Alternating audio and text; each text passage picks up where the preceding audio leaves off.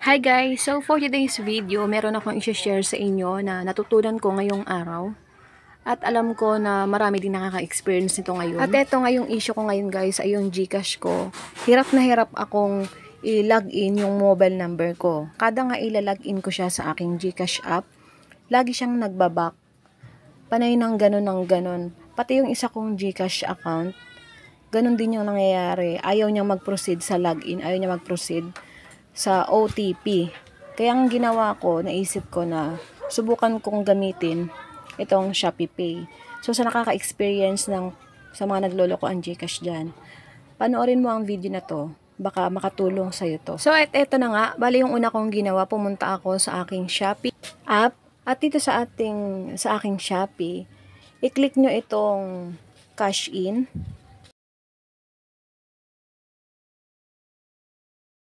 So guys, maagang paalala, bago nga kayo maglagay ng amount, kung magkano yung laman ng GCash nyo, wag nyo pong ilalagay yung saktong amount ng GCash nyo dahil meron po yung admin fee. So gaya po ng ginawa ko, nilagay ko yung exact amount ng balance ko sa GCash ko. Naglagay ako ng 1,251. So hindi pala ganon. Kailangan, example po, yung 1,251, bali yung admin fee nun is 24 point something. So, ganun po.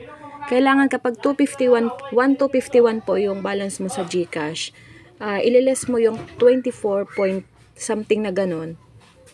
Ililes mo siya sa yung balance. Tapos, ganun yung isasend mo. Ganun lang po. So, ayan, proceed na tayo sa ating payment para ma-transfer natin yung pera. I-click natin tong payment center e-wallet, tapos hanapin natin tong GCash at i-click natin yung confirm sa ibaba. So dito guys, ilalagay nyo kung magkano yung amount na ita-transfer nyo sa inyong Shopee Pay. Tapos sa baba, click nyo yung Pay Now. Tapos ayun, nakalagay dito yung email verification, nakalagay din yan yung amount. Tapos ayun, may nakalagay dito na 2% yung mababawas sa ating admin fee.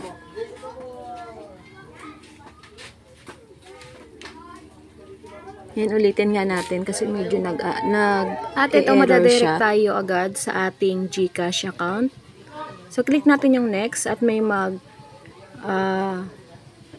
magte-text sa ating cellphone number na OTP. So, yun yung ilalagay natin doon. So, sa akin kasi napakatagal. At syempre, once na nakareceive na kayo ng OTP, ilalagay nyo po yan dito. At i-click na yung next. And then yung login to pay, click yung next. Tapos, ay madadirect kayo dito sa ating payment amount. So, bali 1,232. Ayan. Click natin yung proceed. So, ayan. At babalik tayo sa ating Shopee Pay account. So, ayan. Medyo loading siya. Ayan. Payment successful.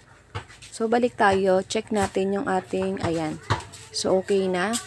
Yung balance ng ating GCash ay na-transfer na sa ating Shopee Pay account. So,